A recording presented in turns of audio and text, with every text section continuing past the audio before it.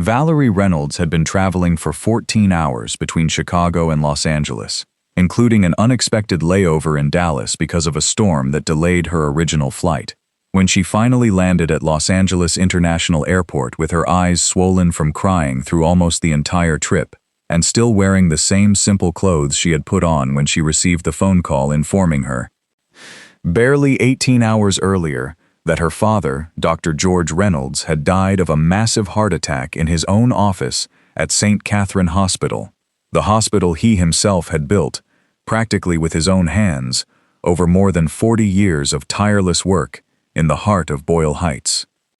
She did not stop at her apartment to change clothes or even rest for a couple of hours, despite the fact that Melissa Dawson, her father's personal attorney for nearly 2 decades, had strongly suggested over the phone that she wait until the following morning for the formal meeting where she would officially be introduced to the hospital's board of directors as the new majority owner. Absolute heir to the controlling interest her father had maintained throughout his life in the institution he had founded in 1979 as a small neighborhood clinic, with barely 3 beds and a makeshift examination room in the back of a local pharmacy, before turning it, decades later, into one of the most respected private hospitals in all of East Los Angeles. "I need to see Mrs. Ellis first, Melissa. My dad called me just 5 days ago to tell me that her condition had gotten considerably worse, and he promised me he would keep her under direct care at the hospital until I could get there to see her. I can't simply show up tomorrow at a board meeting without first keeping that promise I made to him."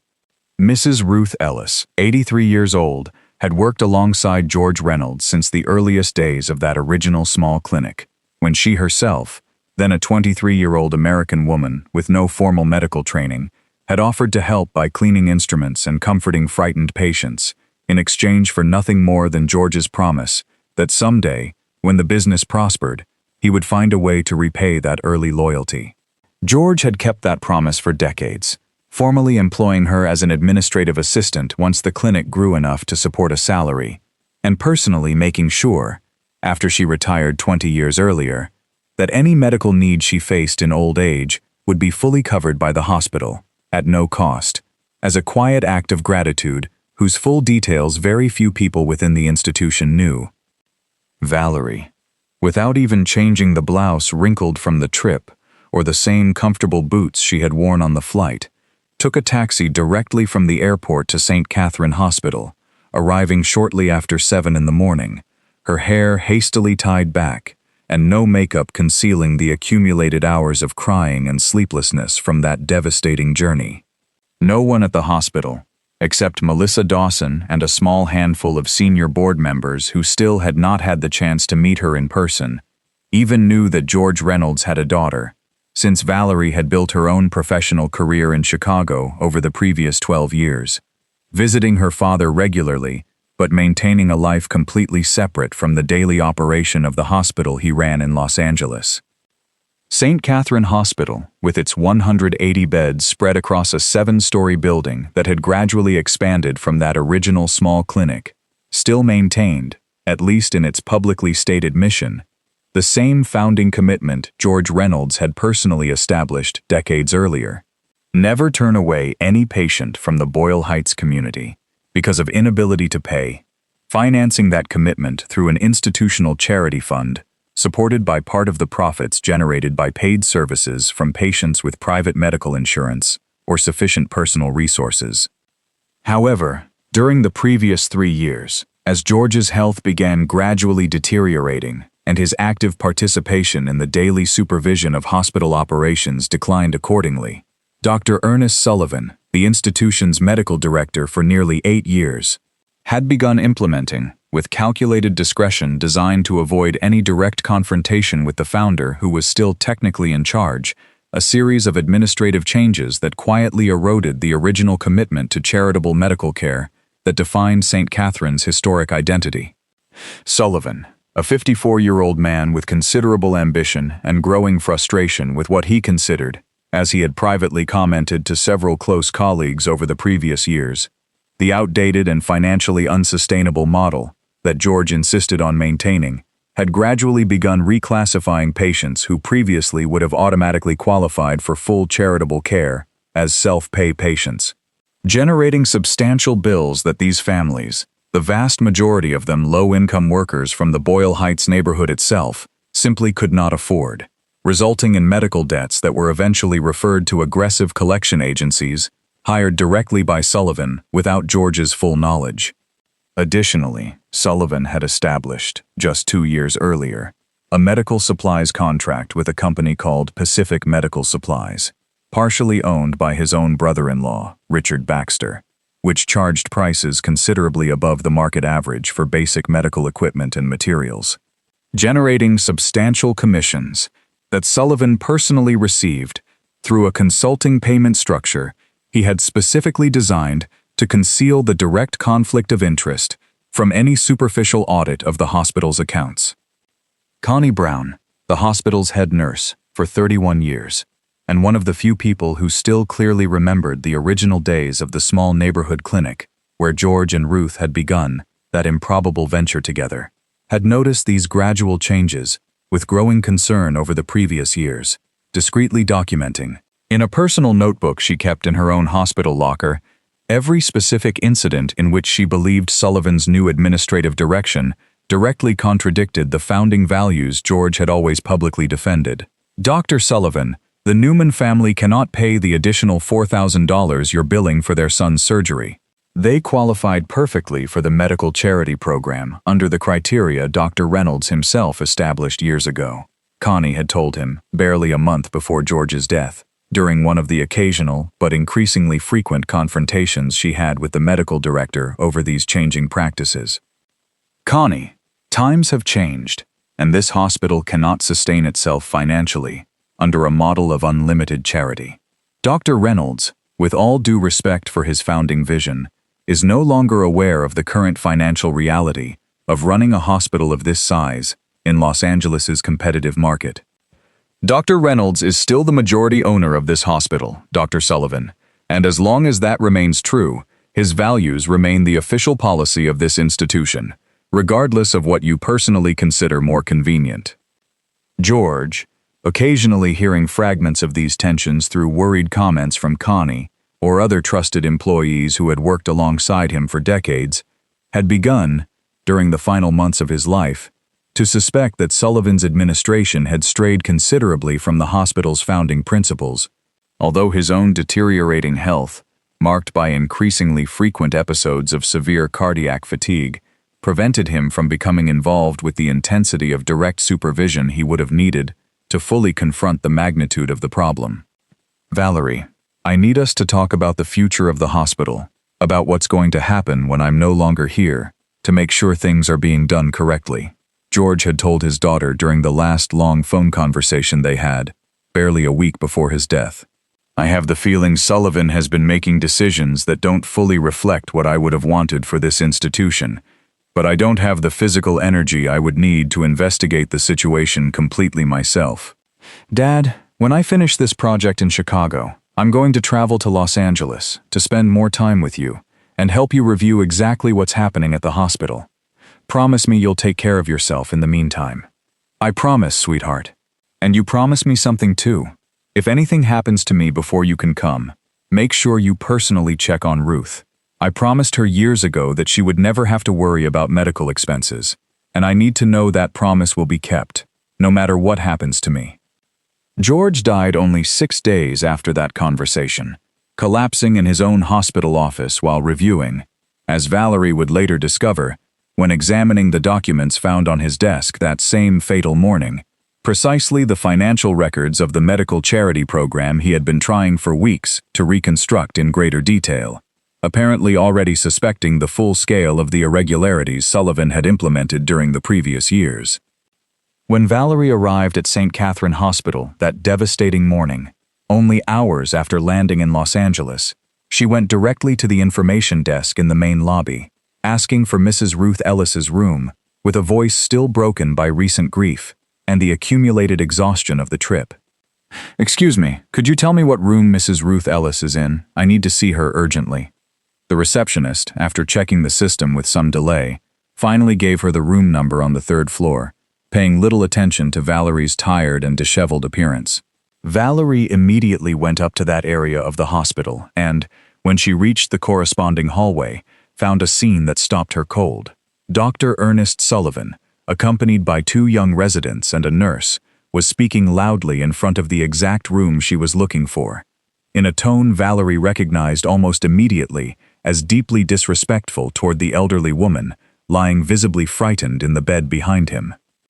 "Mrs. Ellis, I've already explained this to you 3 times. Your Medicare coverage does not fully cover this extended stay, and this hospital's charity program, contrary to what you seem to assume based on informal arrangements from decades ago, has updated criteria requiring financial documentation that you have not provided," Sullivan said. With obvious impatience, he made no effort to hide in front of the staff present. "If you cannot resolve this payment situation today, we are going to have to proceed with your discharge, regardless of whether we consider your recovery complete." Valerie, hearing those words directed at a woman her own father had promised to protect for entire decades, felt genuine fury, mixed with the still fresh pain of her recent loss, begin to take hold of her. Although she initially decided to intervene with the professional calm she had developed through years of experience in hospital administration, without yet revealing her full identity. "Excuse me, doctor. Could you explain exactly what Mrs. Ellis's situation is? I understand that she had a specific arrangement with the founder of this hospital regarding her medical care." Sullivan turned toward Valerie, his gaze quickly taking in her wrinkled clothes, the boots worn from travel, and her generally disheveled appearance after nearly 14 hours in transit, and answered in a tone that combined professional condescension with genuine irritation at what he immediately interpreted as an inconvenient intrusion by someone with no relevant authority in the conversation. "Ma'am, with all due respect, this is a medical and financial matter that does not concern you. If you are a relative of the patient, I can speak with you privately, but I would ask you not to interrupt a clinical conversation you do not fully understand. I'm not merely a relative of the patient, doctor, and I'm deeply concerned to hear that you are considering discharging an 83-year-old woman without fully resolving her medical situation, especially considering that, as I understand it, she had a long-standing arrangement with the previous administration of this hospital. Ma'am, I'm going to ask you politely not to involve yourself in administrative decisions that are completely beyond your understanding of how a modern hospital operates. The informal arrangements of the past do not necessarily reflect this institution's current financial policies, which must operate under sustainable standards, not according to the sentimental nostalgia of a founder who, with all due respect to his memory, had been losing touch for years with the daily operational reality of this place." That specific comment, referring to her father's memory in a barely disguised contemptuous tone only hours after his death, provoked a reaction in Valerie that she could no longer entirely contain, although she still tried to maintain the professional composure the situation, in theory, still required. "Are you talking about Dr. George Reynolds?" "Exactly, ma'am. A man with an admirable vision in his time, undoubtedly, but whose model of unlimited medical charity simply is not financially viable in today's market. Now, if you'll allow me to continue this clinical conversation, I need you to leave the area, or I'm going to have to call security to escort you off the floor." The 2 young residents present exchanged an uncomfortable look, while the nurse accompanying Sullivan lowered her eyes to the floor, clearly familiar with the kind of repeated confrontations the medical director regularly had with relatives of low-income patients who questioned the institution's increasingly aggressive billing policies. Mrs. Ellis, from her bed, suddenly recognizing something in Valerie's face that seemed familiar despite the years since she had last seen her as a teenager, occasionally visiting her father in the original clinic office, tried to sit up slightly, her voice weak but filled with sudden emotion. "Valerie? Is that you, sweetheart? George's daughter?"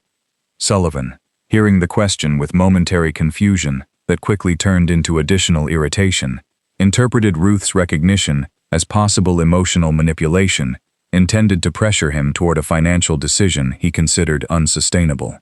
"Mrs. Ellis, you don't need to invent family connections with strangers to try to avoid resolving your billing situation. This is becoming highly inappropriate. Dr. Sullivan, she is George's daughter. I've known her since she was a little girl visiting the clinic with her father." Valerie, finally deciding that the time had come to clarify her identity completely, answered with a calmness, deliberately contrasting with Sullivan's growing agitation. "Mrs. Ellis is right, Doctor. I'm Valerie Reynolds, Dr. George Reynolds' daughter. And considering what I just heard about how you're handling the case of a woman my father personally promised, for decades, would never have to worry about medical expenses, it seems to me that we have considerably more to discuss than you anticipated just a few minutes ago." Sullivan's face, gradually processing the information he had just received, underwent a remarkable transformation, from initial irritation to a sudden pallor that none of those present, including the residents themselves, had ever seen in the medical director during the years they had worked under his supervision. "You are Dr. Reynolds' daughter?" "Exactly. And considering that my father died only 18 hours ago, and that the first thing I decided to do upon arriving at this hospital was keep the promise I made to him to personally verify Mrs. Ellis's well-being, I find it particularly revealing to discover that the specific promise my father kept with her for entire decades is being actively ignored by the current administration. Miss Reynolds, I had no way of knowing who you were. Your appearance, I didn't recognize you as someone deserving basic professional respect, Doctor? Because until barely a minute ago, you were willing to call security to have me removed from the floor simply for asking questions about a patient's care, regardless of who I really was. That tells me quite a lot about how you generally treat families who don't arrive dressed in a way you consider sufficiently respectable. I need Mrs. Ellis's situation resolved immediately, with the original arrangement my father established with her decades ago fully restored, without any additional charges or any threat of premature medical discharge," Valerie continued, now addressing the nurse present rather than Sullivan directly. "And I want a formal meeting with you, Dr. Sullivan, in the office that belonged to my father, as soon as I finish resolving this specific situation." Connie Brown, alerted by another nurse about the confrontation unfolding on the third floor, arrived only minutes later and found Valerie still beside Ruth's bed, holding the elderly woman's hand while she cried simultaneously over George's recent death and from the relief of knowing that his daughter had arrived at exactly the right moment to protect the promise he had made her decades earlier. "Valerie, sweetheart, look how much you've grown," Connie said, embracing her with genuine warmth that contrasted dramatically with Sullivan's recent hostility. "I'm deeply sorry about your dad. He was an extraordinary man, and this entire community owes him more than we could ever fully thank him for. Connie, I need you to tell me exactly what has been happening in this hospital over the last few years. I heard enough of that conversation with Dr. Sullivan to suspect that the situation is considerably more serious than a simple isolated administrative misunderstanding." Connie, after making sure Ruth was fully stabilized and that the nursing staff received clear instructions to immediately reverse any additional charges related to her stay, took Valerie to a private conference room on the second floor, where she finally shared, with considerable detail accumulated through months of careful documentation, the personal notebook in which she had recorded every incident connected with Sullivan's questionable practices over the previous 3 years. "It's all here, Valerie.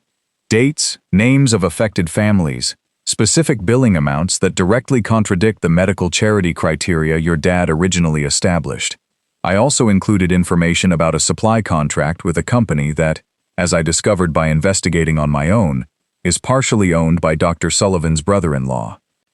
Valerie, reviewing the documentation with the same meticulous attention she had applied for years to similar audits in her own professional work in Chicago, felt that the full magnitude of what Sullivan had built over the previous years, taking advantage precisely of her father's gradual health decline, confirmed her worst suspicions about the true nature of the man she had just met under such revealing circumstances barely an hour earlier. "Connie, why did you never formally report all of this to the board of directors instead of simply documenting it privately?" "I tried, Valerie, almost a year ago. But most of the current board members were appointed or directly influenced by Dr. Sullivan over the past few years, taking advantage of the fact that your dad, with his declining health, delegated more and more administrative decisions without the careful supervision he would have applied in earlier years. When I presented my concerns, they basically told me I was exaggerating ordinary administrative problems and I felt that insisting any further could put my own job at risk after 31 years of service at this hospital. That's about to change completely, Connie. I have a meeting scheduled this afternoon with the board and with Melissa Dawson, where I will formally assume majority control of this hospital as my father's heir. And considering what I just discovered both in that hallway and in this notebook, that meeting is going to involve considerably more than a simple ceremonial introduction. The formal board meeting, originally scheduled as a relatively brief ceremonial presentation in which Melissa Dawson would introduce Valerie as the hospital's new majority owner, became, almost as soon as it began, a considerably more tense setting than any of the 7 members present, including Dr. Sullivan himself, had fully anticipated. Before we proceed with the formal administrative matters of this transition, I want to share something I discovered only a few hours ago when I arrived at this hospital directly from the airport, Valerie said, still wearing the same wrinkled travel clothes, deliberately choosing not to change before that particular meeting, precisely so that the contrast between her appearance and the authority she was about to exercise would be impossible for anyone present to ignore. I visited Mrs. Ruth Ellis, a patient with whom my father maintained a personal arrangement for full charitable care for decades, and I found Dr. Sullivan in the process of threatening to discharge her prematurely over alleged billing problems that directly contradict that historic arrangement. Sullivan, seated at the opposite end of the conference table, felt every eye in the room turn instantly toward him as he processed, with growing desperation, that the woman he had publicly humiliated only hours earlier in the same building was not only the founder's daughter, but was about to formally become his direct hierarchical superior. Additionally, Valerie continued, without yet giving Sullivan an opportunity to intervene, head nurse Connie Brown shared with me substantial documentation accumulated during the past 3 years, detailing a systematic pattern of improperly reclassifying patients who originally qualified for charitable care, along with a medical supply contract involving a company with a family connection to Dr. Sullivan himself, which has generated costs considerably above the market average for this hospital. That is an extremely serious accusation, without any independent verification yet, Ms. Reynolds, Sullivan finally interjected, his voice attempting to project an authority he clearly already felt collapsing. We have not had the opportunity to formally review these alleged irregularities through any proper process. You're right, Dr. Sullivan. And for that exact reason, my first formal decision as majority owner of this hospital is to immediately hire a completely independent forensic auditor to thoroughly review both the billing practices of the last 3 years and all current supply contracts. While that audit is completed, I am going to ask you to temporarily step away from any financial decision-making authority within the institution, retaining only your direct clinical responsibilities under additional supervision. The silence that followed, dense and considerably longer than any previous pause during the meeting, confirmed for everyone present the full magnitude of the shift in power that had just occurred inside that conference room, only hours after Sullivan had threatened to have security remove the same woman who now exercised absolute control over his professional future within the institution. Ms. Reynolds, I want to clarify that my behavior this morning was simply the result of an unfortunate misunderstanding about your identity, and that, Dr. Sullivan, my concern with your behavior this morning did not depend on whether you knew who I really was. It depended on whether you were treating with dignity and respect an 83-year-old woman who had worked alongside my father for decades, regardless of her ability to pay or her physical appearance. The fact that your behavior would have been different if you had immediately known who I was, instead of treating me with the same basic respect every person deserves, regardless of appearance or supposed social position, tells me exactly everything I need to know about the kind of institutional culture you have been building inside this hospital over the last several years. The forensic auditor hired by Valerie, an independent professional named Roger Parker, with considerable experience investigating fraud within California's private healthcare sector, completed his exhaustive review within 6 weeks, confirming and considerably expanding the scale of the irregularities Connie had initially documented in her personal notebook. The final report revealed that Sullivan had improperly reclassified 114 different families during the previous 3 years, generating self-pay bills that collectively totaled almost $900,000 in charges that, under the original medical charity criteria established by George Reynolds, should never have been generated. Of that amount, approximately $320,000 had actually been collected through aggressive collection agencies, while the remainder remained as outstanding debt that had severely damaged the credit histories of dozens of working families in the neighborhood. Additionally, the contract with Pacific Medical Supplies had generated accumulated overcharges of approximately $240,000 during the same period, of which Sullivan had personally received, through the consulting payment structure specifically designed to conceal the conflict of interest, commissions totaling almost $78,000. Roger, I need to understand exactly what legal options we have available, both to recover the money for the affected families and to resolve Dr. Sullivan's own situation, Valerie told him during the meeting, in which they jointly reviewed the complete report, barely 2 days after receiving it. Legally, Ms. Reynolds, you have strong grounds both for a civil action seeking full restitution and for formally reporting these irregularities to the Medical Board of California and the appropriate insurance authorities, considering that some of the reclassifications could constitute billing fraud under federal Medicare and Medicaid regulations, given that several of the affected patients qualified for those programs. Valerie, consulting extensively with Melissa Dawson about the full implications of every available option, ultimately decided to structure a response that combined serious consequences for Sullivan with an absolute priority on full and immediate restitution for the affected families, following a principle that, as she reflected during those conversations, her own father had always defended as fundamental to any important decision within the hospital.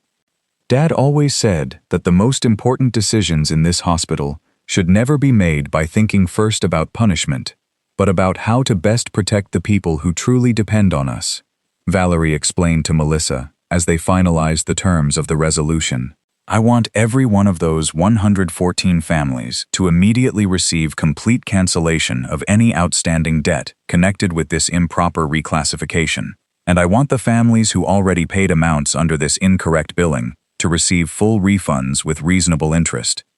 The final confrontation with Sullivan took place in the same office that had belonged to George for decades, with Melissa Dawson present as a formal legal witness, and Roger Parker's complete report spread across the desk between them.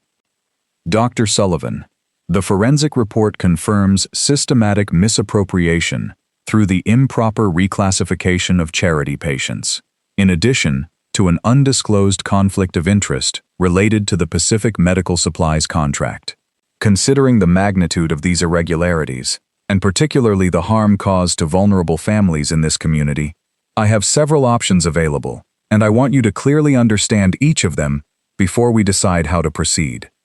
Sullivan, processing the full magnitude of the evidence presented, with any possibility of reasonable denial now completely eliminated, answered in a voice considerably more humble than the one he had projected throughout his previous tenure as medical director. What exactly are you proposing, Miss Reynolds?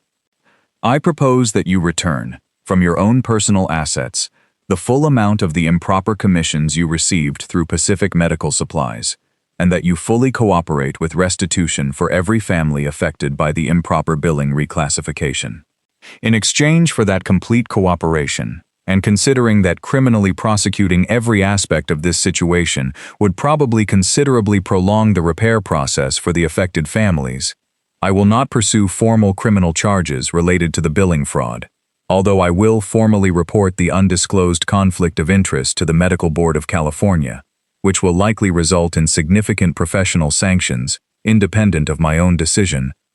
And my position within the hospital? Your position as medical director ends immediately, Dr. Sullivan. I cannot, in good conscience, allow someone who demonstrated this level of contempt for the founding values of this institution to continue exercising any supervisory authority over the policies that define how we treat our own community. The restitution process for the 114 affected families was completed within the following 4 months, with Valerie personally supervising the individual communication with each family, something she insisted on handling directly rather than delegating entirely to the administrative department, considering that the human impact of those irregularities deserved genuine personal acknowledgement from the hospital's new leadership. Among those families was that of Rachel Carter, a 41-year-old single mother who worked cleaning commercial offices in downtown Los Angeles, whose 9-year-old son had been hospitalized for nearly 3 weeks the previous year because of severe pneumonia, generating a self-pay bill of nearly $22,000 that Sullivan had authorized, even though Rachel's documented financial situation clearly qualified for full charitable care under the hospital's original criteria. I spent entire months unable to sleep properly, worrying about how we were going to pay that debt without losing our small apartment, Rachel told Valerie, during the meeting where both the complete cancellation of the debt and reimbursement of the partial payments she had already managed to make through considerable personal sacrifice were formalized. I even considered borrowing money from an informal neighborhood lender, with interest that probably would have made my financial situation considerably worse for years. I'm deeply sorry that you had to go through that unnecessary worry, Mrs. Carter. My father built this hospital precisely so that families like yours would never have to face that kind of impossible choice between your child's health and the financial stability of your home. We're going to make sure this never happens again. Connie Brown, whose meticulous documentation had been decisive in fully exposing Sullivan's irregularities, received, barely 2 months after the final resolution of the case, significant formal recognition from Valerie. An official appointment as the hospital's Director of Ethical Compliance, a newly created position specifically designed to prevent similar situations from recurring in the future, with direct authority to report any relevant concern straight to Valerie herself, without having to pass through any intermediate administrative structure that could silence or minimize her observations.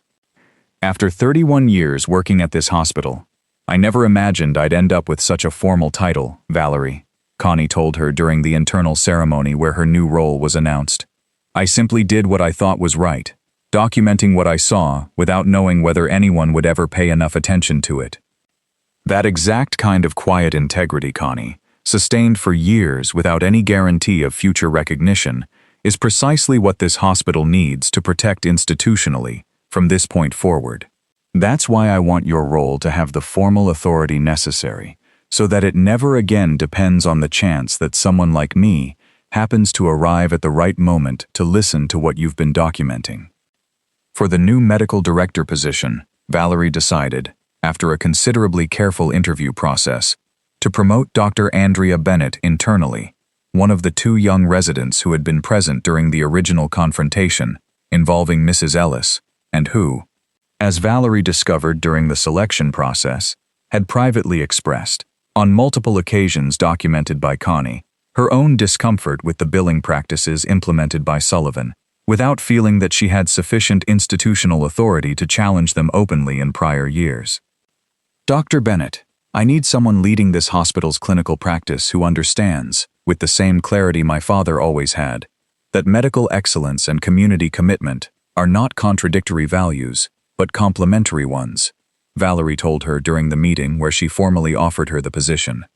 Your record of genuine concern, even when you did not have the institutional authority to act fully on those concerns, tells me exactly the kind of clinical leadership this hospital needs going forward. Mrs. Ellis, fully recovered from the health crisis that had prompted her original hospitalization, remained under the same arrangement of complete charitable care George had established decades earlier, now explicitly formalized in the hospital's updated bylaws to eliminate any future ambiguity that might allow another medical director to attempt to reverse that specific commitment. Valerie, visiting her regularly during her own frequent transitions between Chicago and Los Angeles while finalizing the details of her permanent relocation to California,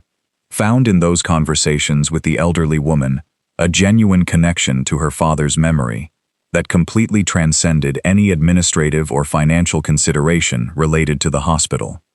Your dad was the most generous man I've ever known in my entire life, Valerie, Ruth told her during one of those visits, seated in the same interior hospital garden where George used to take her walking when her mobility still fully allowed it. He started helping me when I had absolutely nothing, and he never stopped taking care of me, not even after I retired, not even when his own health began to fail. It makes me deeply happy to know that you're going to continue protecting that exact same spirit, although it hurts terribly that it had to happen through such a painful confrontation with that doctor.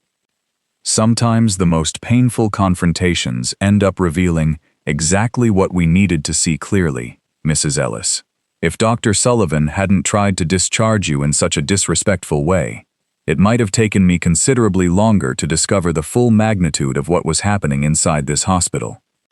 6 months after the Sullivan case was fully resolved, Valerie formally established the George Reynolds Medical Charity Fund, a considerably expanded and structurally protected version of the original program her father had maintained informally for decades, including clearly documented eligibility criteria, mandatory quarterly oversight by an independent committee that included representatives from the Boyle Heights community itself, and a specific financial endowment separated from the hospital's general operating accounts, precisely to prevent any future medical director from quietly manipulating those funds the way Sullivan had managed to do for years.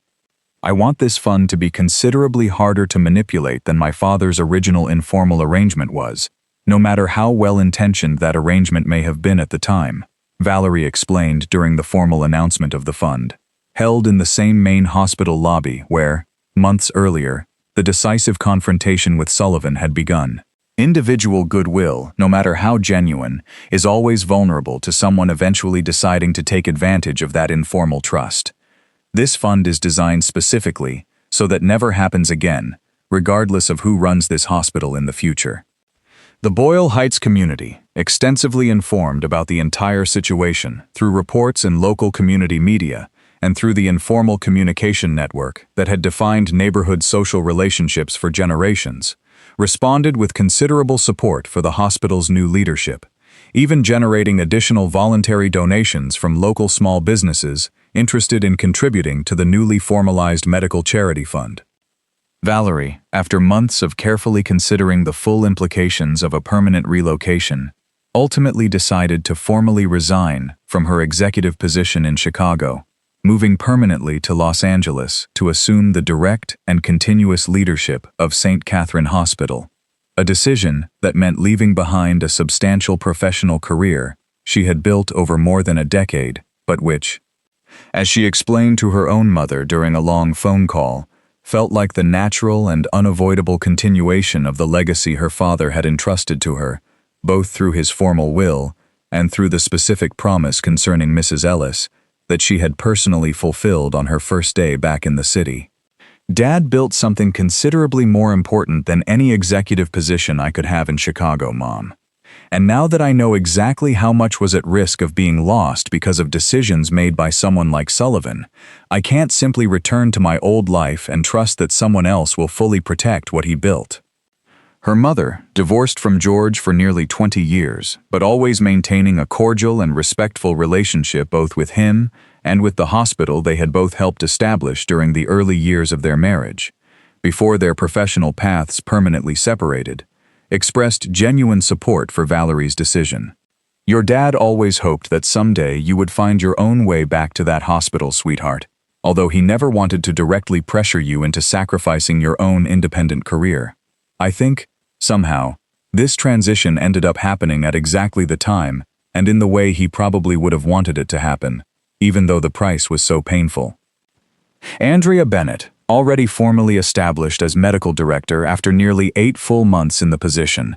developed during that time a considerably close collaboration with Valerie, both genuinely committed to restoring and institutionally strengthening the founding values Sullivan had systematically eroded during his years of previous administrative control. Every time I review a billing case now, I think about the Newman family, the Carter family, and all the other families who suffered unnecessarily because of decisions I personally observed without feeling I had enough authority to challenge them openly, Andrea confessed to Valerie during one of their weekly clinical supervision meetings. I hope this new structure of transparency and community oversight ensures that no young doctor in the future has to feel that same helplessness in the face of administrative decisions they know, deep in their professional conscience, are profoundly wrong. That's exactly why I wanted to formally include you on the Charity Fund's Quarterly Oversight Committee, Andrea. I want every doctor in this hospital, especially the younger ones, to know there is a clear and protected channel for expressing exactly that kind of concern, without fear of professional retaliation. Dr. Sullivan, meanwhile, faced, only 4 months after his formal departure from the hospital, a full investigation by the Medical Board of California related to the undisclosed conflict of interest, resulting in an 18-month suspension of his medical license and a substantial professional fine, in addition to the full restitution he had already made as part of the original agreement with Valerie. His professional reputation within the Los Angeles medical community was considerably damaged, severely limiting any possibility of obtaining a similar leadership position at another medical institution in the region during the following years. Among the additional stories that emerged during the extended review of cases affected by Sullivan's policies was that of William Avery, a 38-year-old American construction worker, and had suffered a severe spinal fracture in a workplace accident, generating a prolonged rehabilitation bill exceeding $40,000, an amount his employer, who had employed him informally without proper workers' compensation insurance, had completely refused to cover. I thought I was going to completely lose the ability to walk normally again, not because of the medical severity of my injury, but because the hospital was threatening to stop my rehabilitation treatment if I couldn't find a way to pay that impossible debt, William told Valerie during the meeting where both the complete cancellation of his debt and the guaranteed continuation of his full physical therapy program under the new medical charity fund were formalized. William, after successfully completing his rehabilitation under the new program, decided, in a gesture that deeply moved all the hospital staff who had participated in his care, to voluntarily offer his own construction services to help renovate the interior garden where George used to take Mrs. Ellis walking, a space that, after years of insufficient attention during Sullivan's administration, had lost much of its original care. I want to give something back, even if only in this modest way, for the second chance this hospital gave me to walk normally again, William explained to Valerie when he formally presented his proposal to volunteer on the garden renovation.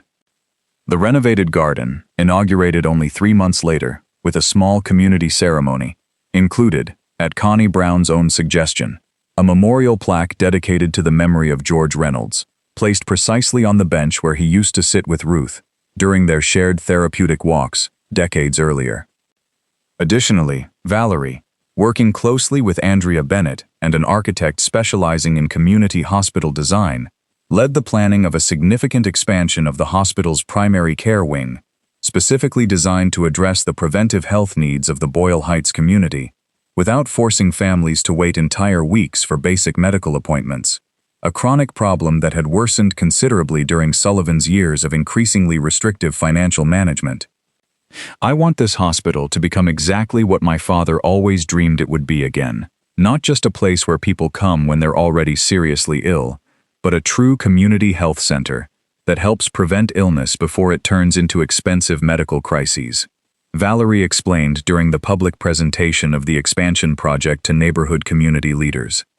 The expansion, financed partly through a combination of the hospital's own financial reserves and a community fundraising campaign that generated considerable support from local residents, neighborhood businesses, and several philanthropic foundations specifically interested in community health models for low-income immigrant populations, was successfully completed within 18 months, adding 12 additional examination rooms dedicated exclusively to primary and preventive care. During the first months of Valerie's permanent relocation to Los Angeles, through her growing participation in Boyle Heights community activities, she met Matthew Sawyer, a local elementary school teacher and president of the parent association at the school, attended by several children whose families had benefited from the hospital's medical charity fund.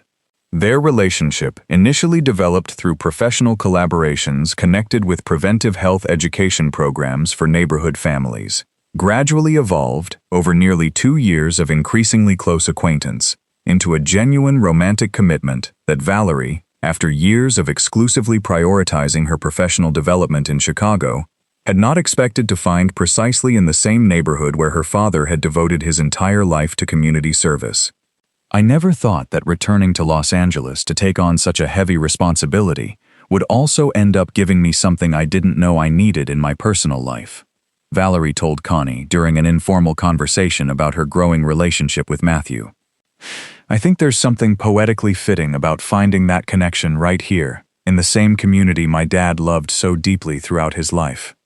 Your dad always said Boyle Heights had a particular way of giving you exactly what you needed, even if it wasn't always in the way you expected to find it, Connie replied with a warm smile.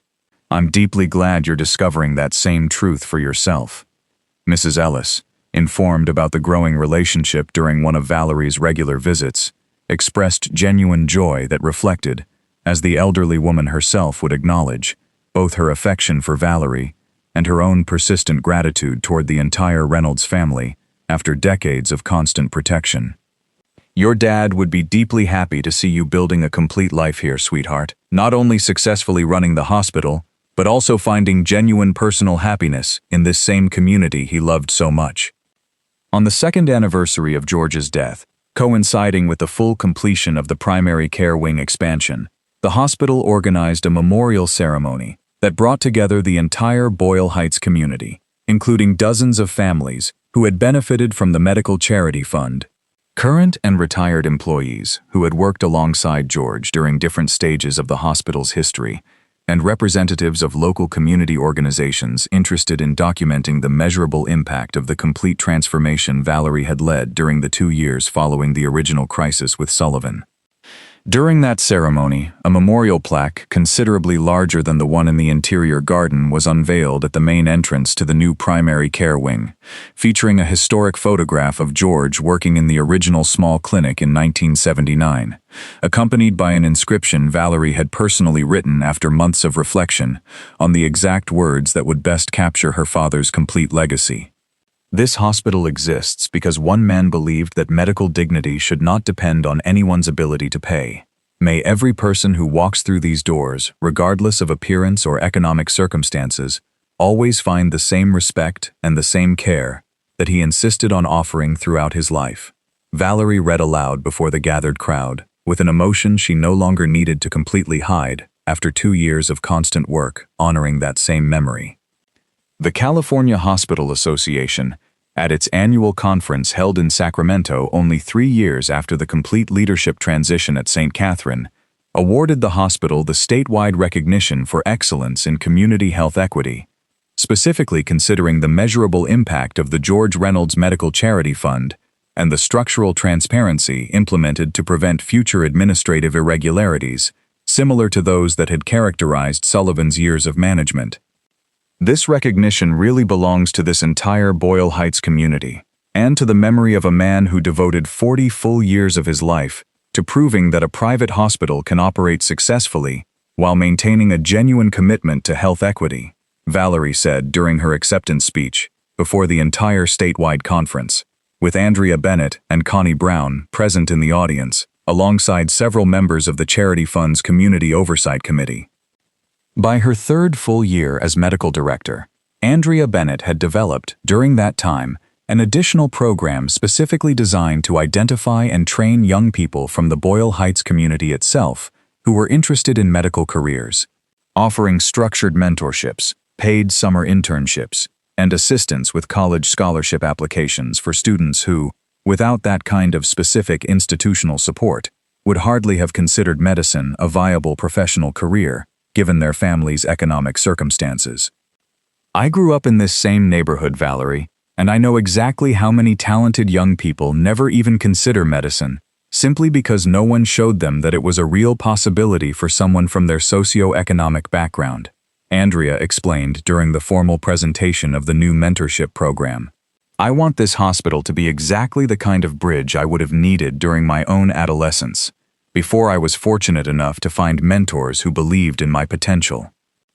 Among the first beneficiaries of that program was Jessica Oliver, a 17-year-old student from the same neighborhood whose mother worked as a domestic employee and whose father had died years earlier in a workplace accident without any insurance protecting the family, creating economic circumstances that, without the specific support of the mentorship program, would have made any serious consideration of medical school practically impossible.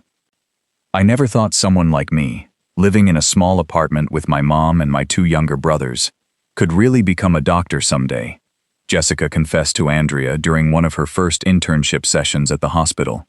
This program is showing me that dream is considerably more achievable than I ever imagined. Mrs. Ellis, now 86 years old but still maintaining, according to regular medical reports, remarkably stable health considering her advanced age, continued visiting the hospital periodically for routine checkups fully covered by the charity fund, and during those years developed a particularly close relationship with young Jessica, whom she met during one of her visits, and with whom she frequently shared detailed stories about the early years of the original small clinic George had founded decades earlier. "Your dad always told me he wanted this hospital to help more people from our own community become doctors, not just receive quality medical care," Ruth told Valerie during one of their usual conversations in the renovated garden. "It makes me deeply happy to see young people like Jessica getting exactly that opportunity he always dreamed of making possible."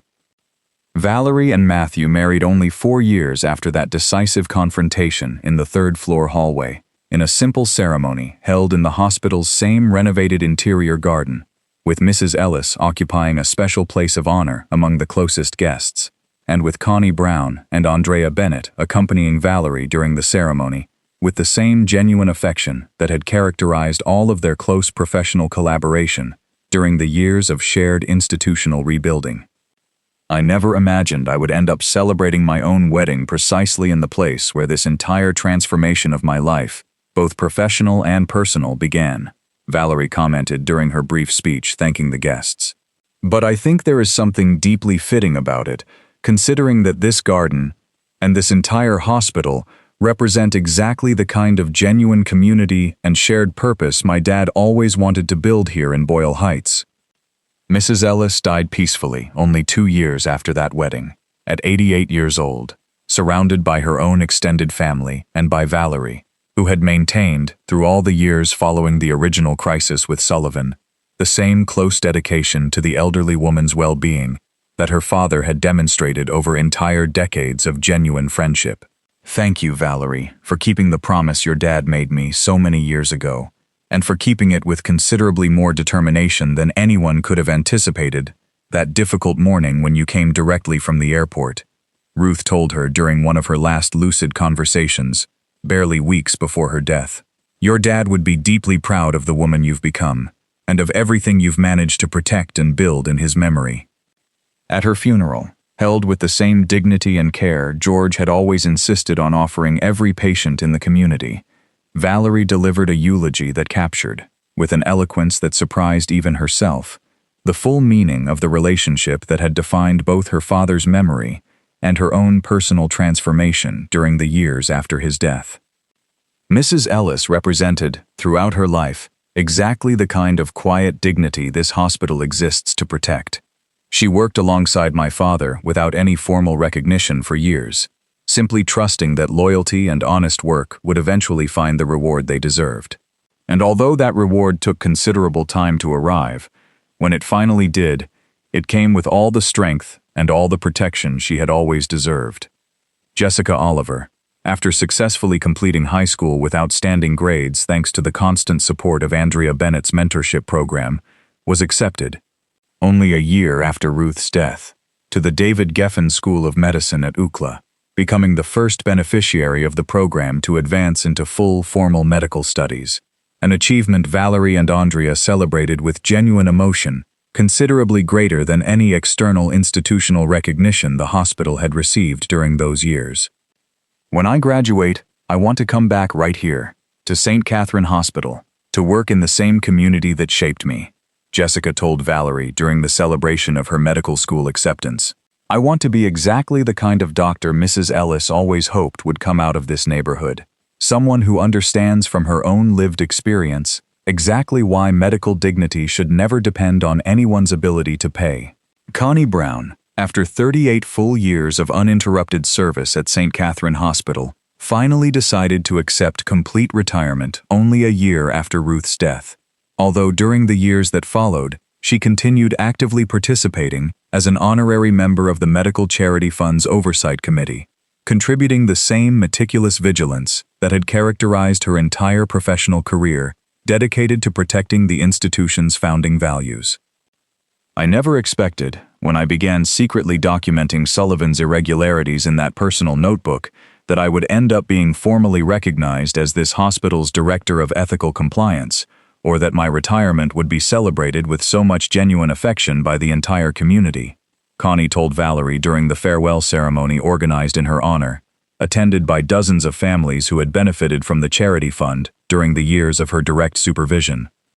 Your meticulous documentation, sustained for years without any guarantee that anyone would eventually give it the attention it needed, literally saved this hospital from becoming something completely different from what my father always dreamed of building. Connie. That kind of quiet integrity deserves considerably more recognition than any formal ceremony could ever fully offer. To succeed her as Director of Ethical Compliance, Valerie promoted a considerably younger nurse, Fiona Russell, who had worked directly under Connie's mentorship during the previous 5 years, and who had demonstrated, according to Connie's own formal recommendation, exactly the same kind of meticulous attention to detail and the same genuine commitment to the hospital's founding values that had defined her mentor's entire career. Connie taught me that ethical vigilance should never depend on waiting for someone else to notice a problem. It's about documenting, patiently and precisely, exactly what you observe, trusting that the documentation will eventually find its proper purpose, even if it takes years to fully reveal itself, Fiona told Valerie during their first formal meeting after she assumed the new role. By St. Catherine Hospital's 46th full anniversary since its original founding in 1979, it had grown into an institution with 220 beds, a complete community primary care wing serving more than 15,000 patients annually, and a medical charity fund that had fully covered the cost of care for more than 2,000 different families during the decade after its institutional formalization, an accumulated impact that extended considerably beyond Boyle Heights itself, gradually reaching neighboring East Los Angeles communities facing similar challenges in equitable access to quality medical care. Valerie and Matthew, after nearly 6 full years of marriage, welcomed their first daughter, whom they decided to name Ruth Georgia Reynolds Sawyer, in honor both of the elderly woman whose decisive friendship with her father had defined the entire family story, and of George himself, whose memory continued guiding every major decision connected to the hospital he had built from absolutely nothing. I want her to grow up knowing the complete story of the two people who gave her their name, not simply as an interesting family anecdote, but as a living lesson about what it really means to build something lasting based on dignity and genuine care for others, Valerie told Matthew during preparations for their daughter's baptism, held in the same Boyle Heights community church where George had been an active parishioner for decades. Andrea Bennett, continuing her clinical leadership of the hospital for more than a full decade since her original appointment, eventually developed an additional telemedicine program specifically designed to reach families in rural communities near Los Angeles who faced significant transportation difficulties in accessing specialized medical care, further expanding the geographic reach of the community commitment that defined the complete identity of St. Catherine Hospital. Every innovation we implement, no matter how modern or technologically advanced it seems, should always answer the same fundamental question Dr. Reynolds constantly asked himself. Does this help more people receive the dignified care they deserve, regardless of their economic means or geographic location? Andrea explained during the formal presentation of the new telemedicine program before the hospital's full board of directors. Jessica Oliver, successfully completing her family medicine residency only 8 years after her original acceptance into medical school, kept the promise she had made during adolescence, formally returning to St. Catherine Hospital to join the institution's permanent medical staff in exactly the same neighborhood where she had grown up and where Andrea's mentorship program had made her complete professional transformation possible. I never forgot the promise I made Mrs. Ellis, even though she isn't here anymore to see it fully kept, Jessica told Valerie during her first official week working as an attending physician at the hospital. But I know she would be deeply proud to know that I came back to exactly this place, to serve the same community that shaped me, with the same dignity she always associated with your father's legacy. Valerie, hearing those words from a young woman she had watched grow from her first teenage internship into a fully trained and committed physician, felt that the complete circle of transformation that had begun, without her consciously planning it, that devastating morning when she arrived directly from the airport, still wearing the same wrinkled travel clothes, had finally reached an expression considerably broader and more hopeful than she could ever have imagined during the confused first days of her transition into full leadership of the hospital. Every anniversary of George's death, Valerie visited her father's grave in the Boyle Heights Community Cemetery, together with Matthew and, over time, with their growing daughter, a ritual she had maintained through all the years after her complete transition into hospital leadership, finding in those periodic visits a genuine space for reflection on the distance traveled from that devastating confrontation with Sullivan to the completely transformed institution the hospital represented years later. Dad, I hope you can see, wherever you are, everything we've managed to build out of the crisis that almost completely destroyed what you devoted your entire life to raising, Valerie said, seated beside her father's simple headstone during one of those annual visits, with little Ruth playing nearby among the flowers she always brought with her. The hospital keeps growing, keeps protecting exactly the same values you established decades ago, and now it has a considerably stronger structure that prevents anyone from ever manipulating it the way Sullivan tried to do. An extensive article published in a major national magazine specializing in public health policy, only 12 years after the original crisis with Sullivan,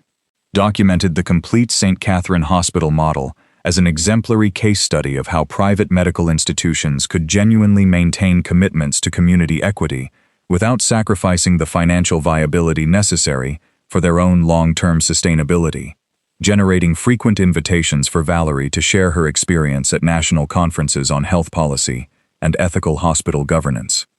I never sought this kind of specific public recognition, but if sharing our story can help other community hospitals avoid going through the same crisis that almost destroyed what my father built, then accepting every one of these invitations is completely worthwhile, Valerie told Matthew, after accepting a particularly significant invitation to present the hospital's model before a committee of the United States Congress interested in national community health equity policy. That presentation before the Congressional Committee, held in Washington, D.C., with Andrea Bennett accompanying Valerie to provide complimentary clinical testimony about the measurable impact of the Community Medical Mentorship Program, generated considerable national media attention, positioning St. Catherine Hospital as a frequently cited reference in later legislative debates over reforms needed to prevent the specific kind of medical billing fraud Sullivan had perpetrated for years before finally being discovered and confronted.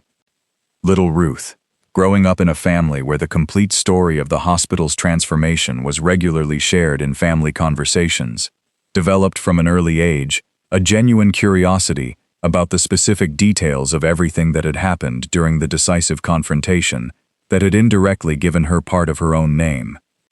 Mom, is it true that Dr. Sullivan almost had security throw you out of the hospital without knowing you were the owner? Ruth asked when she was only 9 years old, during one of the family conversations in which Valerie shared age-appropriate pieces of the hospital's full story. It's completely true, sweetheart. I came directly from the airport, still wearing the same wrinkled travel clothes, without anyone knowing who I really was, and Dr. Sullivan treated me with great disrespect because he assumed, based only on my tired appearance, that I didn't deserve any serious consideration. And how did you feel when he finally discovered you were the owner? I felt many things at once, sweetheart. Sadness over the recent loss of your grandfather George, genuine fury over how he was treating Mrs. Ellis, and then, when I finally clarified who I was, an absolute determination to make sure that no one else in that hospital ever treated any person, regardless of appearance or economic situation, with that same lack of respect. Do you think Dr. Sullivan would have been different if he had recognized you from the beginning? Valerie considered the question for a moment, searching for the exact words that could communicate to her own daughter a lesson she herself had taken years to process in all its true depth. He probably would have been different with me specifically, sweetheart, but that is exactly the deeper problem we discovered about him. Genuine respect should never depend on who someone turns out to really be, or on how much power or money that person has. It should be offered equally to every person, regardless of appearance, precisely because every person deserves that basic dignity. without any additional condition. That conversation, repeated with similar variations over the following years, as Ruth grew and gradually began to understand the full complexity of the family story that preceded her, eventually became a kind of foundational lesson Valerie deliberately passed on, not only to her own daughter, but also to every new employee joining the hospital's growing team, including formal orientation sessions in which the complete story of the Sullivan crisis was explicitly shared as an internal case study on the non-negotiable values defining St. Catherine Hospital's institutional culture. Every person who works here needs to understand from their first day that the dignity we offer our patients should never depend on their appearance, their language, their ability to pay, or any other superficial characteristic, Valerie explained during each orientation session for new employees. We learned that lesson in the most painful way possible, and we're never going to allow it to be forgotten, no matter how much this hospital grows institutionally in the future. By her 5th full year as an attending physician at St. Catherine Hospital, Jessica Oliver, with enthusiastic support from both Valerie and Andrea Bennett, took direct coordination of the Community Medical Mentorship Program that had originally given her the opportunity to seriously consider a career in medicine, thereby closing a generational circle none of the 3 women could have imagined possible during the most tense years of the original crisis with Sullivan. It's strange to think, Andrea, that only 15 years ago I was an insecure teenager, wondering whether someone like me could really become a doctor, and now I'm here helping the next generation of young people from this same neighborhood discover that same possibility, Jessica commented during one of her first formal sessions coordinating the mentorship program. Among the first students Jessica personally mentored was Ethan Russell, the son of Fiona Russell, the nurse who had succeeded Connie Brown as the hospital's director of ethical compliance, and who, unlike Jessica during her own adolescence, had grown up hearing directly at home detailed stories about the importance of ethical vigilance and about the historic crisis that had completely transformed the hospital's institutional culture years before his own birth.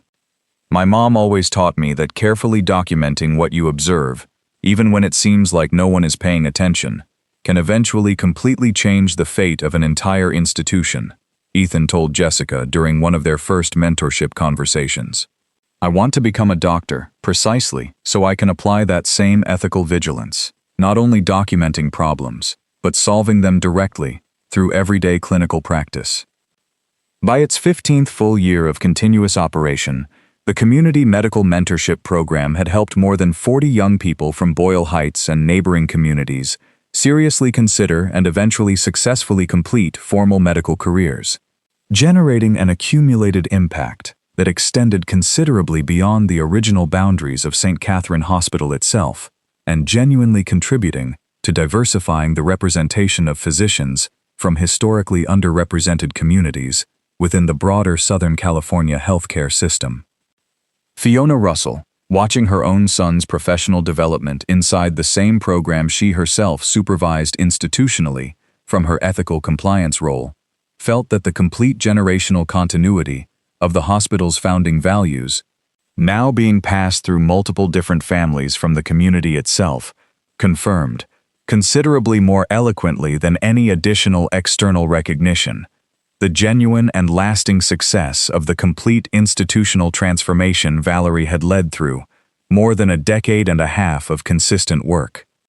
On the exact 46th anniversary of St. Catherine Hospital's original founding, also coinciding with the 25th anniversary of that decisive confrontation with Dr. Sullivan, the entire Boyle Heights community gathered for a celebration considerably larger than any previous memorial ceremony, including the formal opening of a small community museum located in a specially designed section of the hospital's main lobby, documenting the institution's complete history from that original 3-bed clinic to the full 220-bed institution that existed in the present, with specific sections dedicated both to the founding memory of George Reynolds and to the crisis and later transformation that had so profoundly defined the institution's entire course during the quarter-century that had passed. Ruth Reynolds Sawyer, now 18 years old and about to begin her own university studies, with a growing inclination toward public health administration that genuinely reflected the interest she had developed throughout her childhood by closely observing her own mother's constant work, gave a brief speech during the community museum's opening ceremony, sharing, with an eloquence that surprised even Valerie, a personal reflection on the complete meaning of the family story that preceded her. I grew up hearing the story of how my mom came to this hospital directly from the airport, still wearing the same wrinkled travel clothes, without anyone knowing who she really was, Ruth said, before the crowd gathered in the main lobby. For a long time, I thought the most important lesson of that story was about how my mom successfully defended her legitimate authority against someone who completely underestimated her. But over time, I understood that the deeper lesson is considerably different. It is that the dignity we owe every person should never depend on whether or not we know who that person really is. My mom did not demand respect because she was the owner of the hospital. She demanded respect because every person, without exception, deserves that basic respect, and Dr. Sullivan completely failed that fundamental test long before he discovered any detail about the real identity of the person standing in front of him. Valerie, listening to that speech from her place among Matthew, Andrea Bennett, Jessica Oliver, Fiona Russell, and dozens of other people whose lives had been transformed, in one way or another, by the crisis and the hospital's later rebuilding, felt that the complete and mature understanding her own daughter had developed about the deepest meaning of that story confirmed, in a considerably more satisfying way than any institutional award or external public recognition, the genuine success of transmitting, generation after generation, exactly the essential lesson her own father had tried to teach throughout his entire life devoted to community service. The Community Museum, designed with close collaboration from a local historian specializing in documenting the history of East Los Angeles Latino communities, included among its permanent exhibits a carefully recreated reproduction of the small original examination room where George had treated his first patients in 1979, along with historic photographs of Ruth Ellis during her early years working beside him, and an interactive section specifically designed so younger visitors could learn, through age-appropriate educational materials, about the importance of ethical vigilance and the careful documentation Connie Brown had demonstrated during the most difficult years of the Sullivan crisis. We want every child who visits this museum, whether as a patient accompanying family or as part of an organized school field trip, to understand that integrity and dignity are not abstract concepts reserved only for adults in positions of power, Andrea Bennett explained during the formal presentation of the museum's interactive educational section. They are values that any person, regardless of age or position within any institution, can and should actively practice in everyday life. That same afternoon, after the crowd gathered for the community museum opening had finally dispersed, and the hospital's main lobby returned to its normal daily activity, Valerie walked alone for several minutes through the third-floor corridors, stopping precisely in front of the room where, 25 years earlier, she had found Dr. Sullivan threatening Mrs. Ellis with premature medical discharge, a space that now functioned as a standard recovery room, physically indistinguishable from any other room on the floor, but which Valerie still associated, every time she walked through that particular hallway, with the exact moment that had irreversibly defined the entire course of her adult life.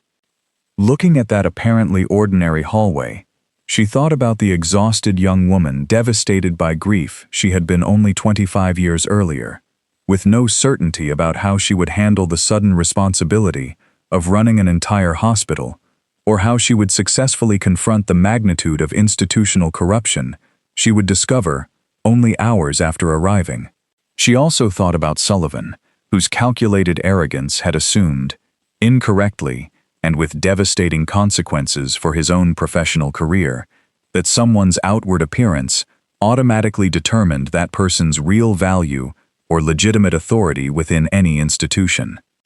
Finally, she thought about her own father, about the founding vision he had sustained through 40 full years of dedicated work, building from absolutely nothing an institution capable of surviving even the most serious integrity crisis in its entire history, precisely because the values he had established proved, over time, considerably more durable and more resistant than any individual's attempt to corrupt them for personal benefit.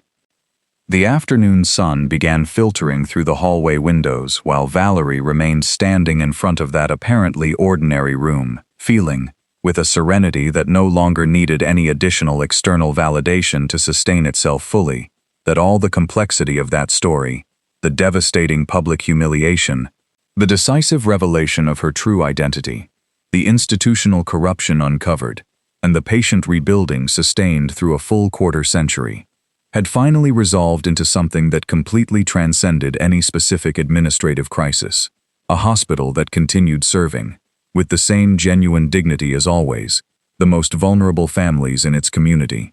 An institution that had learned, though in the most painful way possible, to structurally protect its own founding values against any future attempt at corruption, and an entire new generation, represented by Ruth, Jessica, Ethan, and dozens of other young people trained through the community mentorship program, inheriting not only professional responsibilities and educational opportunities, but the profound certainty that genuine dignity should never depend on anyone's outward appearance, economic means, or any other superficial criterion that had once allowed someone like Sullivan, even temporarily, to exercise such destructive power inside an institution devoted, from its original founding, to precisely the opposite. Because in the end, after 25 full years of sustained reflection on every detail of that story, Valerie understood that the deepest lesson of the entire experience was not limited only to the importance of establishing robust institutional structures capable of preventing future financial irregularities, although that specific structural protection had unquestionably proved absolutely decisive to the hospital's sustained success during the quarter-century since the original crisis. The broader and more lasting lesson concerned something considerably more fundamental about the nature of genuine respect itself, that no institution, no matter how solid its original founding values, could ever fully protect itself against corruption without the active and sustained commitment of people willing to honestly confront any deviation from those values, even when that confrontation involved considerable personal or professional risks. Connie Brown had risked her own job after 31 full years of dedicated service by patiently documenting Sullivan's irregularities, with no guarantee that anyone would eventually give enough attention to that documentation. Andrea Bennett had carried for years the quiet discomfort of observing practices she knew were professionally wrong, without feeling she had sufficient institutional authority to challenge them openly, until she was finally given that formal authority. And Valerie herself had been forced to confront, at the most emotionally vulnerable moment of her entire adult life, only hours after her own father's death, a deliberate public humiliation that could easily have discouraged her from investigating more deeply what was really happening inside the hospital she had just inherited.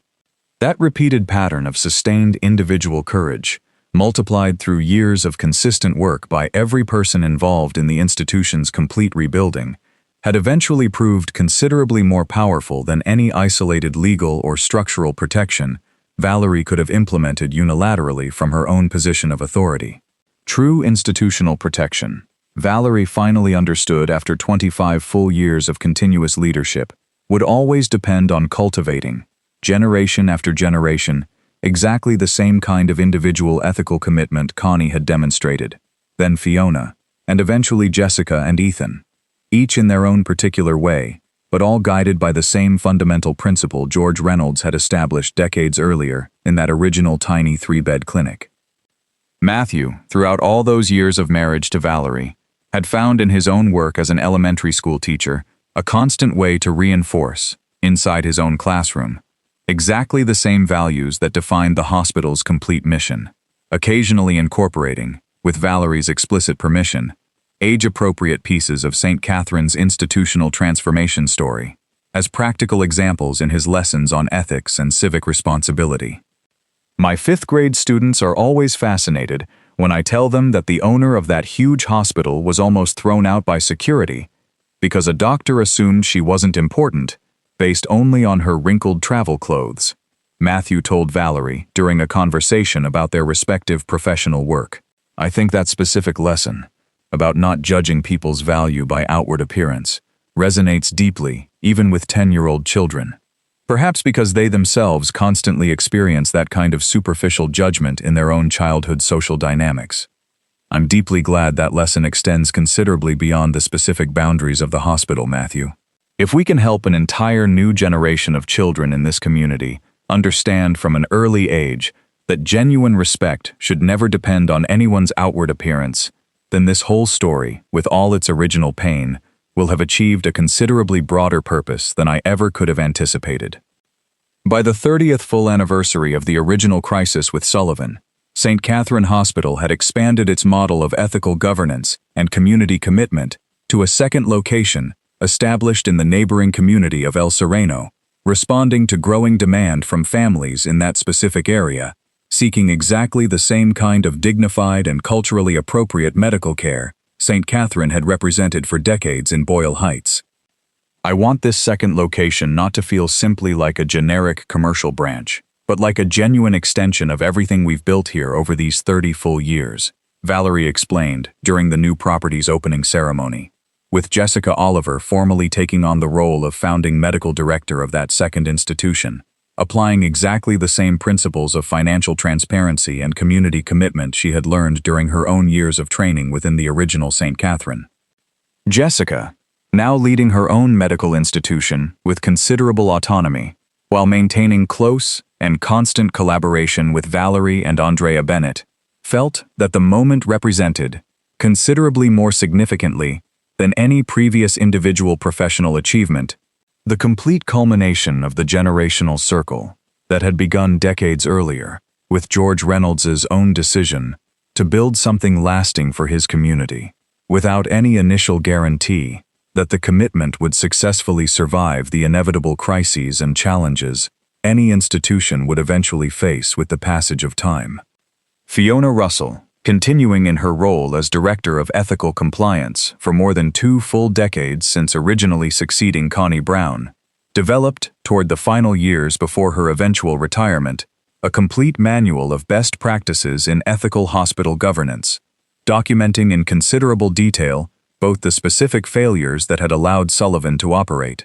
with impunity for years and the concrete structural solutions St. Catherine had successfully implemented to prevent similar situations in the future, a document that, distributed free to interested community hospitals throughout California, contributed significantly to improving standards of financial transparency within the private healthcare sector, specifically serving low-income communities.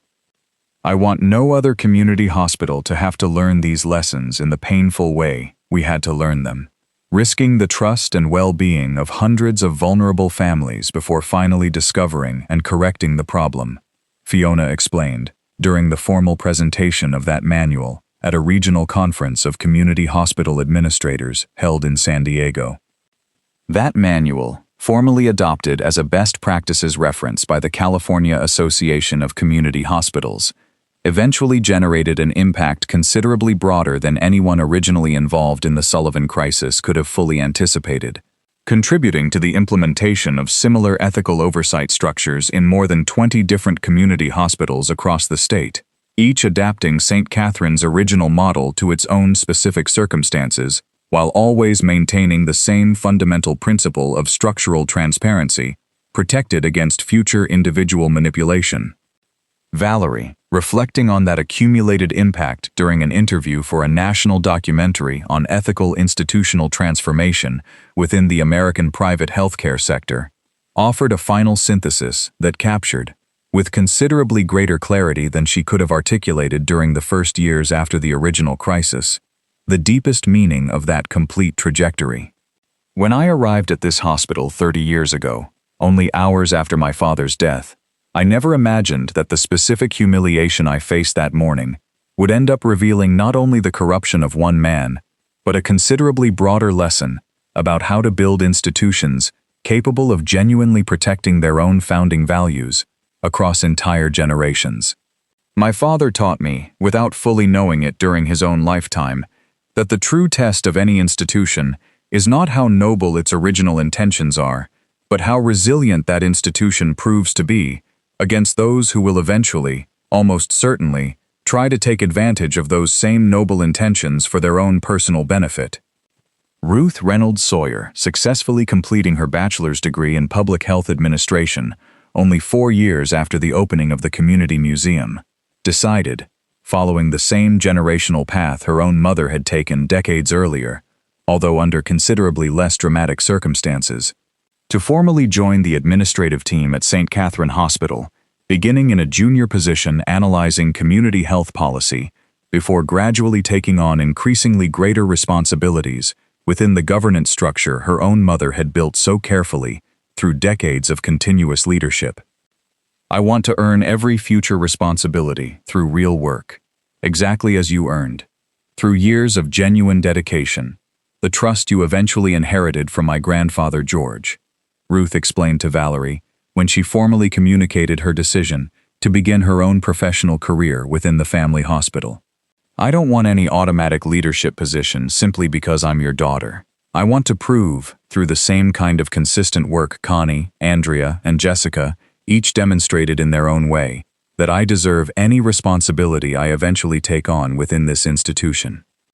Valerie, listening to those words from her own daughter, felt that the central lesson of the entire family story, about dignity built through sustained, genuine work rather than automatically inherited privilege, had successfully been transmitted to a complete third generation, confirming, with a certainty that no longer required any additional external validation, that the most valuable legacy her own father had left her had never depended simply on formal stock control of the hospital, but on a complete philosophy of how to live and work with genuine integrity, regardless of the specific circumstances each generation might face along its own particular path.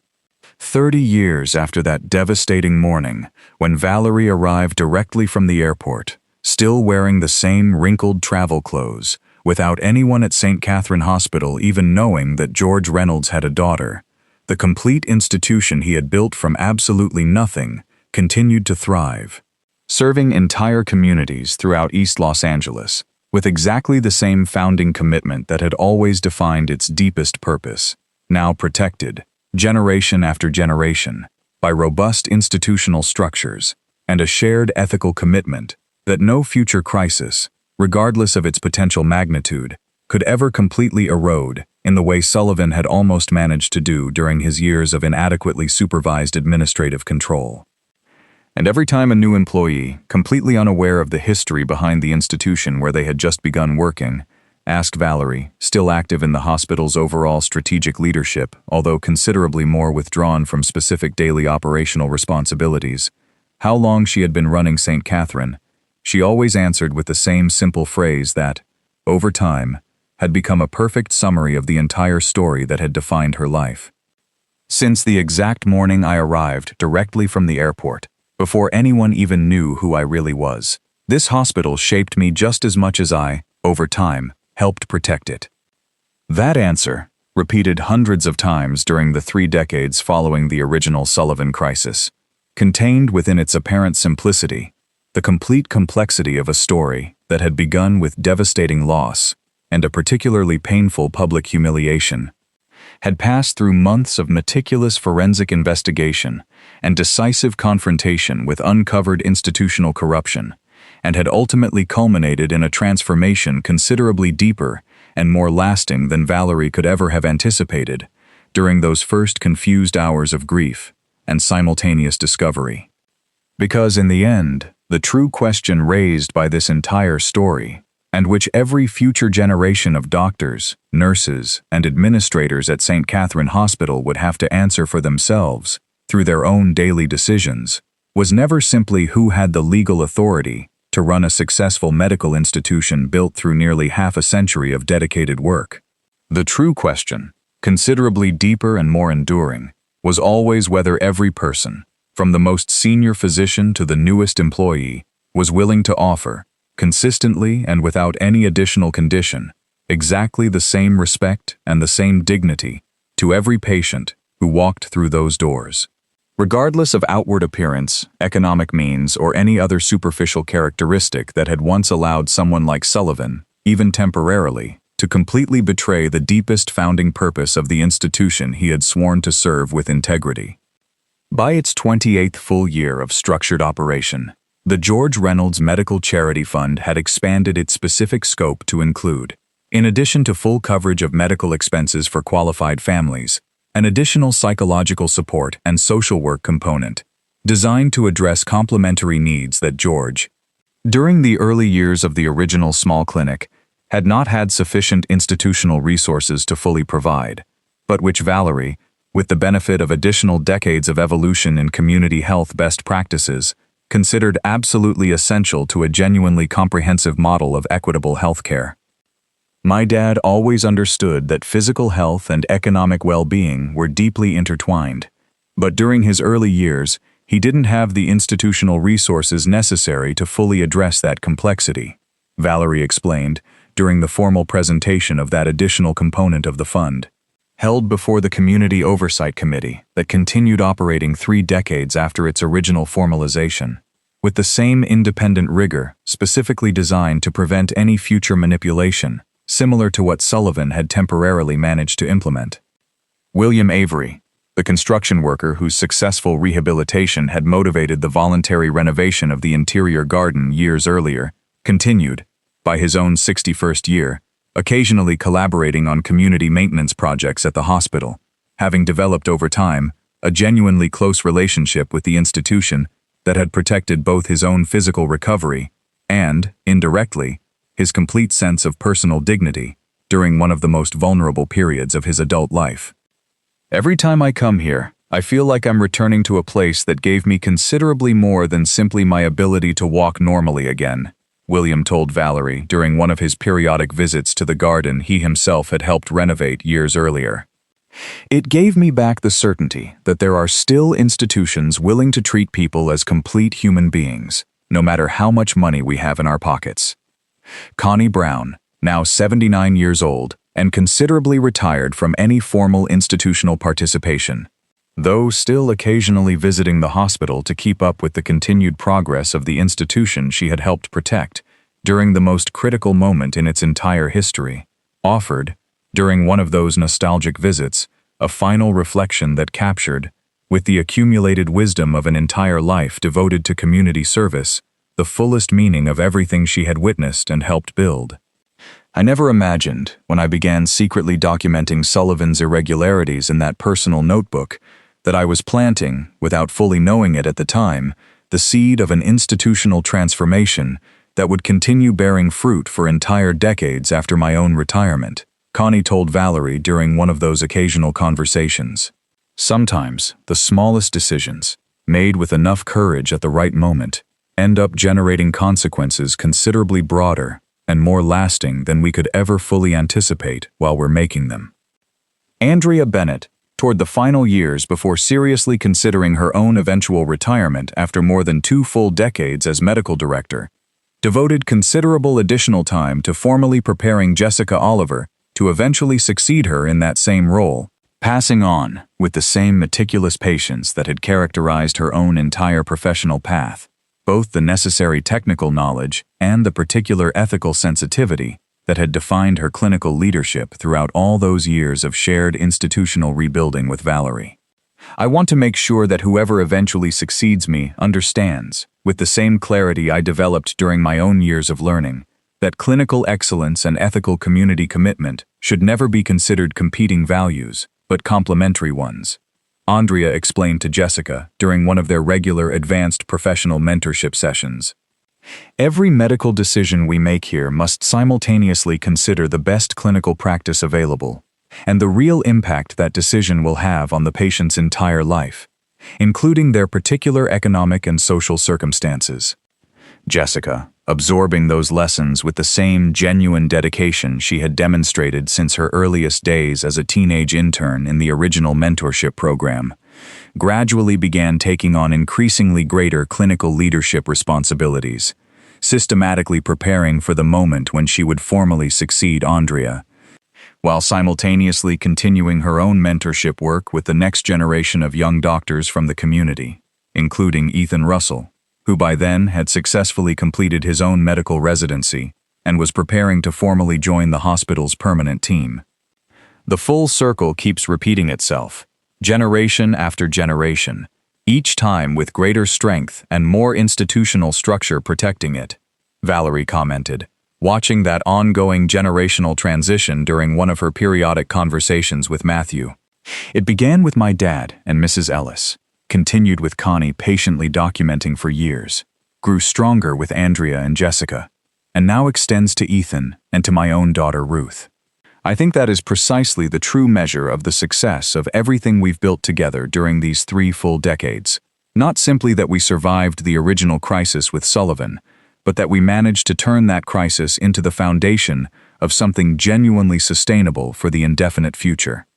And so, amid the constant murmur of patients receiving dignified care on every floor of the hospital and the quiet but unwavering commitment of every doctor, nurse, and administrator who continued honoring, generation after generation, exactly the same founding values George Reynolds had established decades earlier in that small 3-bed clinic, the complete story of St. Catherine Hospital continued being written every day, no longer as a story marked by the public humiliation and uncovered institutional corruption that had defined its most difficult chapter, but as the living and constant testimony that genuine dignity, protected with sufficient structural determination at the right moment, always eventually found a way to multiply into the future, transforming even the most devastating crisis into the strongest possible foundation for all the generations still to come. Roger Parker, the forensic auditor whose meticulous investigation had originally confirmed the full magnitude of Sullivan's irregularities, continued collaborating occasionally with the hospital in later years, offering periodic voluntary audits that served both as ongoing verification of institutional integrity and as tangible testimony that radical transparency, far from representing an administrative weakness, constituted precisely the most important structural strength any community medical institution could cultivate for the indefinite future. Every time I complete a routine audit of this hospital, I find exactly what I would expect to find in an institution genuinely committed to transparency, clear records, properly documented decisions, and no indication of the hidden practices that characterized Sullivan's management during those troubled years, Roger commented during one of his periodic verification visits, nearly 2 decades after his original investigation. That doesn't happen by accident. It happens because you deliberately built an institutional culture where transparency became the normal expectation, not the surprising exception. Melissa Dawson, the personal attorney who had accompanied George for decades and who continued advising Valerie legally throughout the hospital's entire transition and later rebuilding, finally decided to retire completely from active legal practice only 5 years before the 30th anniversary of the original crisis. Although during her final years of professional practice, she maintained a close mentoring relationship with a considerably younger attorney, specializing in governance of nonprofit health organizations, carefully passing on every relevant detail of the protected legal structure she had helped design for the Medical Charity Fund and the hospital's ethical oversight mechanisms. I want the next generation of attorneys who work with St. Catherine to understand exactly why every specific clause in these documents exists in the way it does, not simply as abstract legal formalities, but as concrete responses to real vulnerabilities that once almost completely destroyed this institution, Melissa explained during her final professional knowledge transfer sessions before her definitive retirement. Jessica Oliver, finally formally assuming the full role of medical director after Andrea Bennett's definitive retirement, celebrated with a deeply emotional farewell ceremony that brought together practically everyone whose lives had been transformed by the institution's rebuilding during the previous 3 decades, delivered a brief acceptance speech, explicitly connecting her own personal history with the full legacy she was about to formally inherit. More than 25 years ago, I was an insecure teenager who barely dared to dream of becoming a doctor someday. Today, thanks to George Reynolds' vision, Valerie's courage, and Andrea's constant commitment throughout all these years of patient mentorship, I have the absolute privilege of clinically leading the same institution that completely shaped me, Jessica said before the assembled audience. I promise to honor that legacy with exactly the same dedication and integrity that every person who preceded me on this path consistently demonstrated, no matter how many years it may take to see the full results of the work we do today. Valerie, listening to that speech from her place beside Matthew and her own daughter Ruth, who by then already held a significant formal role within the hospital's strategic administration, felt that the complete transition of leadership to a new generation, both clinically through Jessica and administratively through her own daughter, definitively confirmed that her father's legacy had successfully transcended any individual dependence on specific people, becoming rooted instead within an institutional structure and shared ethical culture capable of genuinely sustaining itself through successive generations indefinitely. Dad built considerably more than a successful hospital, Matthew, Valerie told her husband that same night, reflecting on everything they had witnessed during the ceremony. He built an entire way of understanding what it means to genuinely serve a community, a way that now sustains itself through people who never even knew him personally, but who fully absorbed his values through the institutional structure and ethical culture we managed to protect together through all these years. Because in the end, the complete story of St. Catherine Hospital, from that original tiny 3-bed clinic to the full, structurally protected institution that existed 3 decades after the decisive crisis with Sullivan,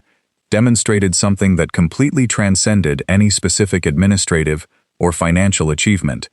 That genuine dignity, once established as an unshakable founding value and deliberately protected against future individual corruption, could indeed multiply through entire generations of committed people, transforming even the most humiliating and painful moment in an entire family history into the definitive catalyst for a community legacy considerably broader and more lasting than any of those originally involved could ever have fully imagined during that devastating morning when everything began.